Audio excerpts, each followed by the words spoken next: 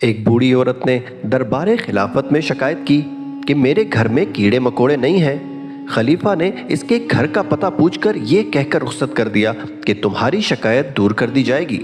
وہ چلی گئی تو ہر کوئی حیرت کا پہاڑ بنا ہوا تھا۔ اتنے میں خلیفہ کی آواز گونجی، امیر بیت المال، اس عورت کے پہنچنے سے پہلے اس کا گھر کھجور، شہد اور اناج سے بھر دو۔ پھر خلیفہ کہنے لگے، حیرت سے دیکھنے والی آنکھ سنو، جس گھر میں کھانے کو کچھ نہ ہو اس گھر میں کیڑے مکوڑوں کا کیا کام؟ یا اللہ ایسے سمجھدار حکمران ہمیں بھی عطا فرما، آمین۔